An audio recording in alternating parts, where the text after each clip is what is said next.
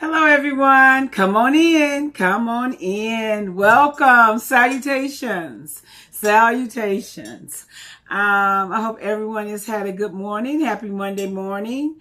I want to come in and do a little bit on this Love and Marriage Huntsville. I think it's season 8, episode 9. Everything I say on this video is alleged. It's in my opinion. It's for entertainment and educational purposes only, okay? So let's get started. Now, the first scene, it opens up with Stormi. Stormi is in her little area where she gets her makeup done. And she got a makeup artist there, and she has some other lady there asking her if she prayed, this morning, or I believe that's what she was asking her. She talked to the Lord about this, and Stormi said no. She said, well, you should. And then Stormi is, she's got a sad face. And she said that she want to make sure that Courtney just going to take the baby to school because she don't want him to be here. I don't know why she said she don't want the baby to be there, because it's not like the police coming. Ain't no handcuffs there. It's the same house doing the same thing. But I guess she didn't want the baby to see her crying. To me, it's a little over-dramatized. But hey, what can I say? Anyway, Stormi is saying that her mother didn't answer her. She called her, but her mother didn't come. And her mother-in-law, her husband's mother, comes and gives her big support. And she tells her, thank you. I'm so glad that you came. I didn't think no one was going to be here for me, but you're here. This is what Stormi is telling her mother-in-law, which is great. And Courtney's mother is beautiful. She look young. She look good. Her hair laid. She looks great. And Stormi looks good. Stormi said she was put her makeup on so when she do her mug shot, she can look good in a mug shot. But even with no makeup on, Stormi has nice skin, a nice face. She looks good. But I thought it was a little over dramatized, because you're not going to turn yourself in to do no time. It's a simple warrant. You just got to go down there, turn yourself in, and you leave. And I'm waiting to see the mugshot, though. I am waiting to see the mugshot. I haven't seen it yet on YouTube or anywhere. And I haven't heard anyone else say that they saw the mugshot. Because when Martell turned himself in, there was a mugshot. When Maurice got arrested, there's a mugshot. Destiny turned herself in, there was a mugshot. Destiny got arrested again, there was a mugshot. Who else was it? Marceau, we got a mugshot. Everybody, mostly that said they went to jail or had to turn themselves in for warrants and all that, they got mugshots, even if they bailed themselves out. So I'm waiting to see Stormi's mugshot, if there's a mugshot. Anyway, so after they do the makeup and everything, Stormi's gonna go turn herself in. So she goes to go turn herself in. She says it was only 15 minutes in there. Because her husband, he comes to pick her up. She said people that was in there was real nice to her and everything. But Stormi was really sad that her mother didn't show up for her. And she said it's not the first time. So the next scene, after Stormi is in the makeup chair and all that, after that is over, Stormi goes on down to the jail. And she said she was in there a whole 15 minutes, and that was it. And then the next scene, it's going to go over to, I think it's Tisha, Trish, and Destiny. Tisha drives up in her Mercedes, SUV. And she dressed, looked like she getting ready to go out. Or just coming from going out. She got knee-high, thigh-high boots on, Daisy Dukes, and army fatigue jacket shirt. She looks nice. Her hair is her and Destiny look like they got the same hairstyle back in the 80s with the ponytail and the bang thing. They both got the same hairstyle. And then Trish comes in. They all sitting around, and where they're at is Destiny invited Tisha and Trish to come down and make candles. Because they should Destiny is got candles. She's making candles for her Madani, so she went to show them her candles and scent and stuff. So they're down there making candles. And while they're there, the conversation comes up. Of course, Destiny brings the conversation up about Stormi's love and friends, which Tisha wasn't privy to. She wasn't there. And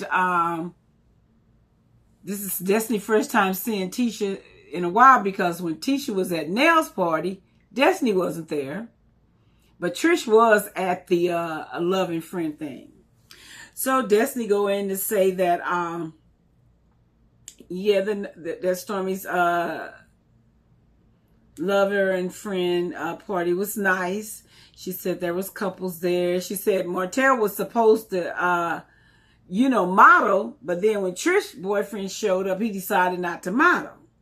Martell was saying that he got that daddy body. He ain't ready to be out there. But when Ken came showing all his muscles, that, I think, made Martell keep a shirt on. Anyway, so Tisha says that, Trish says she was kind of bashful, shy, but she was surprised that she even did it. But she did and went through it. And so then Destiny brings up, there was another couple there. I don't know why they was there. Moses and Sonny came, and Tisha said, yeah. And Destiny says, yes. Sonny comes up to me and says, Destiny, you want to talk? And Destiny says, I wouldn't. I don't want to. And Destiny says, well, because Stormi, she made sure she got us a room where we could go and talk, because Stormi didn't want all that chaos going on. She told Sonny, but Sonny is the one that got it first and went over and told Stormi that she wanted to talk with Destiny. She asked Stormi if it was okay. And that's when Stormi said, well, I'm going to get them a room, because I don't want all that same stuff going on that went off in Galentine. And so Stormi did that. Anyway, so Tisha was going, yeah, well, what, and Destiny's like, I don't know why she want to talk to me. Get you happy, go on with your happy marriage. Get on.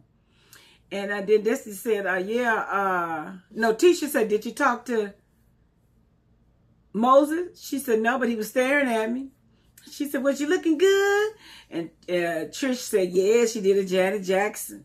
And then Destiny gonna say, well, my titties popped out and I had to fix those. And Tisha said, well, that's what he was looking at. She said, no, he was looking because he know what it is over here.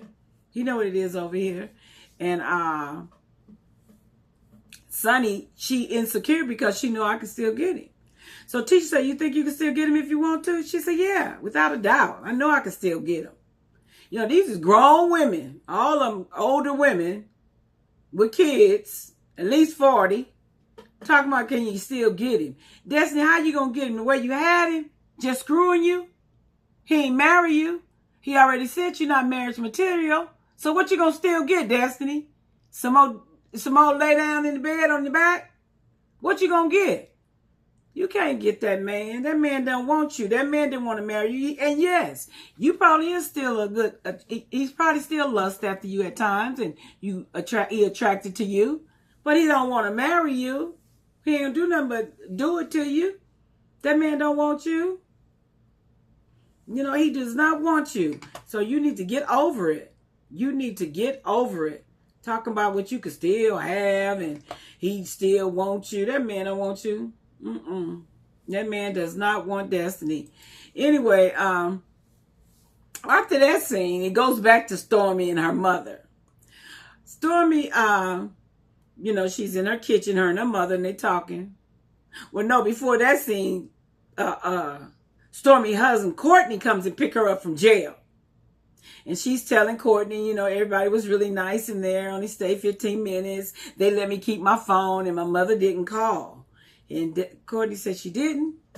Says no. And he's like, well, how you feel about that? You didn't call her? He said, I didn't call her. My mama don't care. And so Courtney said, well, you need to call her. Let her know how you feel.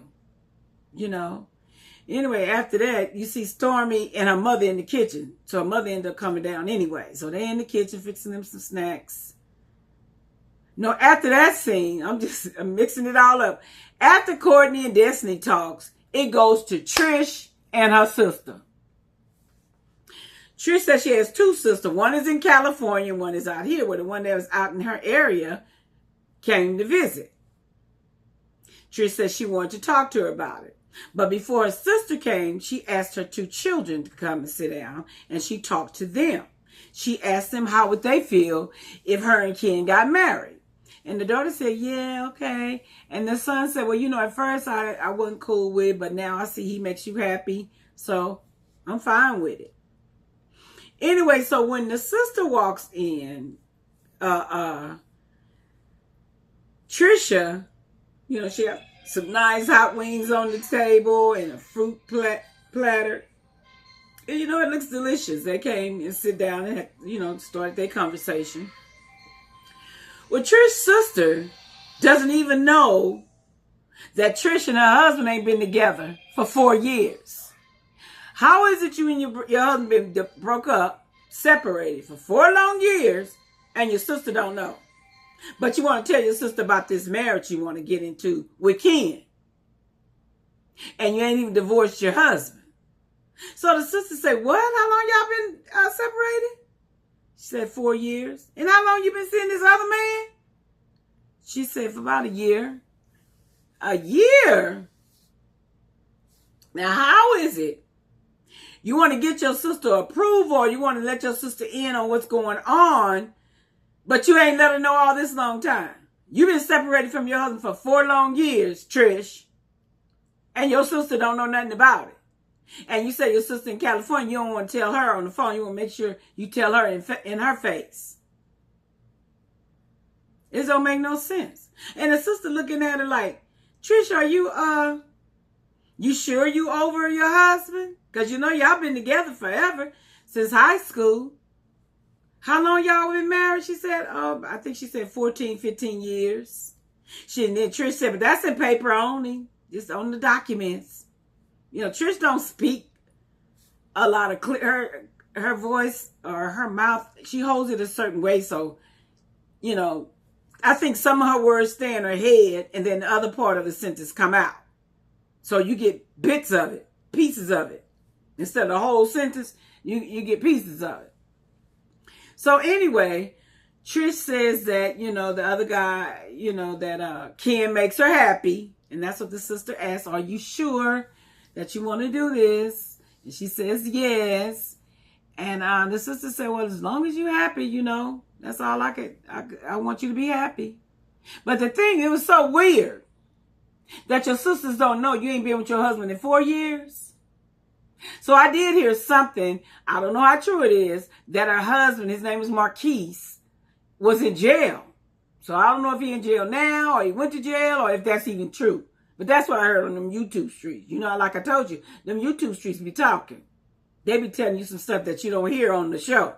But I heard that Trisha's husband is in jail or was in jail or something. Anyway, we're going to go to the next scene. After they finish talking, it's going to be Martell. Let me see. Martell, Courtney, Ken, and Chris. They're going to the bowling alley.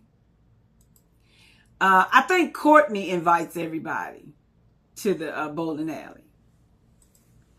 And, you know, they all shaking hands, of course. You got Martell in there. You got Chris in there. Chris saying he's an older cat, but he's going to show them young ones how to get it in because he knows how to bowl. So Martell, you know, he making jokes and telling Chris to get the small ball, get the little ball. And Chris said, little ball, big ball, it don't matter. I'm still, you know, good at what I do. So Martell asked Courtney, anybody else coming? He said, yeah, Ken on his way. He should be on his way.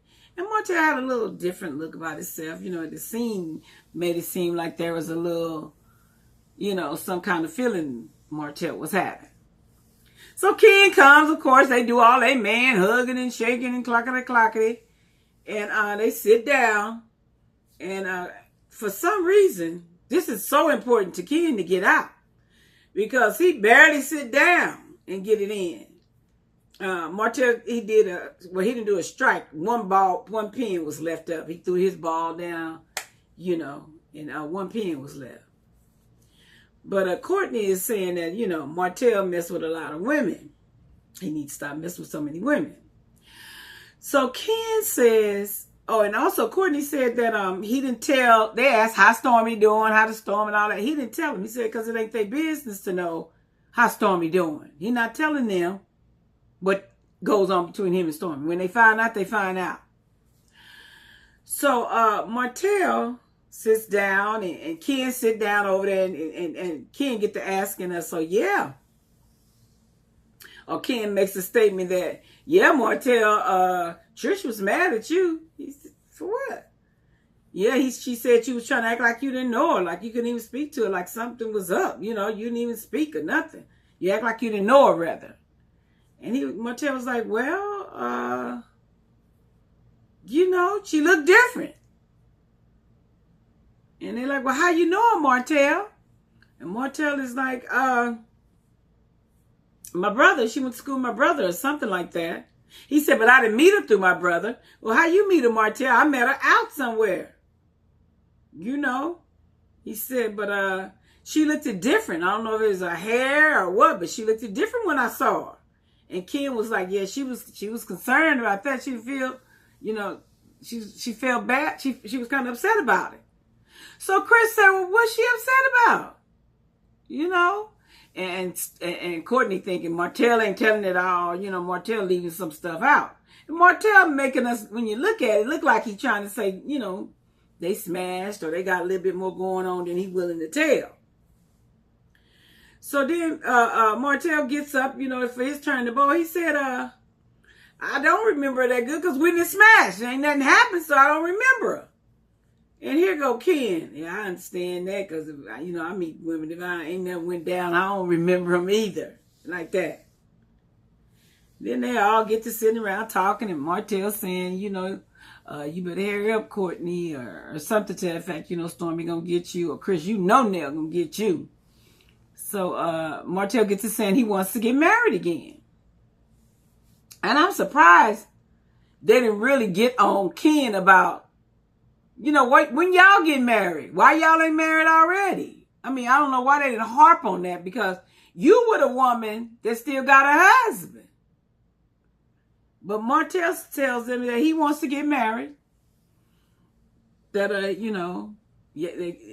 he want to get married again. He said, but he don't know how the next woman going to feel with him and his 5 kids that he get them 7 on, 7 off. So then Courtney made the statement and said, unless you marry one of the mamas, and he's not going to marry Mel because they divorced, so he talking about Ariana. And Martell get his funny look, on his face. But he never said, oh, I'm going to marry, that's probably who I'm going to marry. But he goes in his confessional and said, yeah, they're going to keep on, they're going to be coming to my wedding. That's how serious he is about getting married. It seemed like it. Ever since this new show came out, he's been talking about getting married. Now, if he gonna marry Ariana, that's him.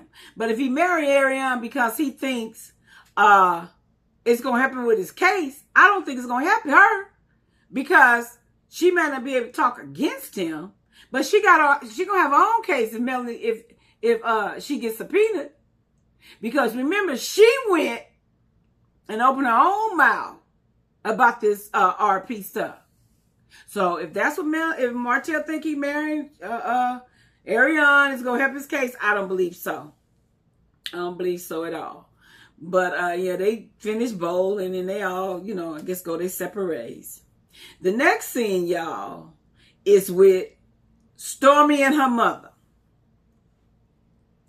They in the kitchen talking about Stormi, having a surrogate because they want to have another baby. And Stormi, because she had such difficulties having her baby, her first and only son, that her and Courtney has decided to do a surrogate. So, this is kind of the show's kind of boring, really. I'm trying to piece together these scenes so I can give y'all something. Anyway, Stormi and her mom in the kitchen. They talking again. Like I said, Stormi started talking about. She asked her mom, "Did you see your grandson on social media?" And Mama said yes. And are you ready for another one? And she said yes. So Stormi said, "Well, her and Courtney is thinking about doing surrogate." because of her difficulties. And so the mother says, well, I think that's a good idea too. So Stormi said, well, that's two of y'all, you and Courtney, so I think that's a good idea as well. So they start walking out to a real nice grassy area on New York, because, you know, they're at Stormi's plantation ranch. Beautiful ranch. It's very beautiful. Grass is immaculate. Everything is beautiful. And so they're sitting down, and Stormi wants to ask her mother, or let her mother know that she really hurt her feelings when she didn't show up for her when she had to go turn herself in at jail. She said, it really hurt me that you didn't turn up for me. And then for you to say, you know, that's what you get. You know, you should have listened to me. And the mother said, yeah, that is what you get. We told you not to go on no reality shows and be all in the public and all, you know, all on TV and all that. But you did it anyway. So that's what comes with it. And then the mother said, and then you got certain people in your circle that you shouldn't have in your circle, that when they tell people to activate, they go in there and they boycott your business. They come up to your warehouse and, you know, talk about you and dog you out. So, you know, you should have listened, because that person got her fans, her crazy fans, they go at you. Because she said, now, who are you talking about? She said, Stormi said, Mom, you keep on talking about this crazy person. This person. Who is the person? She said, Melody. I'll say it, Mel. She said, because anytime I go in and I attack Mel, they attack me. Okay. Well, Betty, this is Stormi's mother. Betty, what you think they're going to do? Them her fans. You attacking Melody, and you don't expect her fans to retaliate? Then Betty made another something. Yeah, every time I talk bad about Melody, they come talking bad about me. She tell them to activate. She need to go in there and tell them, you know, they need to stop. So Stormi said, well, in Mel's defense, she said she can't stop those people. She said, yes, she can. Yes, she can stop them. She can at least address it, but she don't. And I told you she ain't no good. And Stormi says, this is what I wanted Stormi to say. Mom, I asked you to stop, but you don't stop. Look at you. It's just one you, and you, my mother. I know you. You won't stop. Everybody expected Mel to stop with these people that she don't even know. She may know a few of them, but for the most part, she don't know these people. She talked to them on social media, but she don't know them. She can't tell them what to do, whether she address it or not. They're going to do what they want to do, because Mel is always saying silence is the best thing. Be peaceful. She don't have to say, don't you go after that person. Don't you go after this person. She's telling them this is how she rolls. For the most part, Melody is peaceful and quiet. Those people who are doing stuff is doing what they want to do. Like Black Titanic. I don't think she should have went up to Stormi's business. I think Stormi was in the wrong and Black Titanic. Black Titanic shouldn't have went up there. Stormi shouldn't have went off cussing the lady all out like that. That was just ridiculous. But then Stormi told her mother, Mom, I think you could at least apologize. I just need you to apologize. And she said, no, you know, I don't say I'm sorry. That's Betty. I don't say I'm sorry. What do I apologize for? When I say what I said, I meant that. And Stormi said, because you hurt my feelings. And then the mother go, well, Stormi, I hate that it happened like that. And then she finally say, well, I'm sorry, baby. And they hug. I mean, Betty tried to walk like she all hard and stuff. And she told me, you know, Stormi, I don't say sorry. After she said it, then she said, I don't say sorry. That's Betty. Just awful. It's awful. Betty, she needs to get it together, because that was very ugly. Very ugly. I mean, very. To hurt your daughter like that, to tell your daughter that's what she getting. Your daughter saying she crying and she's hurting. And you come back with, I told you so. Instead of saying, baby, it's going to be okay. But Betty did say the reason why she couldn't just get in the car and drive out there, because she don't live with where Stormi live. And also she said that she has to take care of her mother. Because Stormi let her know, well, you know, Courtney mama came. And I was glad she came. And Betty said, well, good. She said, but I can't just leave my mother. I take care of my mother. You know, in other words, Courtney mom don't have nobody to take care of. And she live where you live. So it is what it is. She live in the same city, I guess. I don't know if Courtney moved his mother out to Huntsville or she was already living there. I don't know how these people all end up in Huntsville. But it's a bunch of mess. But the show was boring. It's lax, very lax. You know, I'm trying to give you guys what I got. And that's what I got out of it. It was boring. Mel wasn't on there. None of the Scotts was on there except for Tisha.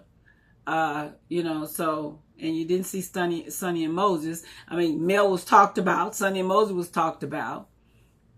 But they weren't there. Even more so, because when Tisha walked in with them shorts and stuff on, Destiny said, did Marceau see you when you left the house? Yeah, he always see me. The way she looked, Tisha should have told her, you are a mother of 3. You walking around in the daytime like this don't look good. If you're going to a party, that's different. But this looks, it was too much. It looked too much, you know. 40 years old, walking around like that in daytime. If you're going to a club, maybe. But even to me, it was too much.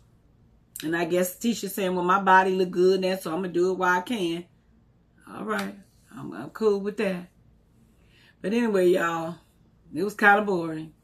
But that's all I got, y'all. I tried to pull out as much as I could, but that's all I got. I don't think there's nothing else for me to give y'all. Except I'm waiting to see Stormi's mugshot. I'm still thinking about this mugshot. Why don't she have one already? Why don't she have one? As much money as she got, why she even have to go down to the jail? Because all she had to do is pay for it or warrant. If you didn't take no mugshot, what you go down there for? What they hold you 15 minutes for? That's how long it took the paperwork to be done. But still, everybody else that got arrested has a mugshot. Stormi don't have one. Anyway, you guys, that's all I got, lovelets. I'll talk to you guys again soon. And thanks for coming. I need you guys to subscribe.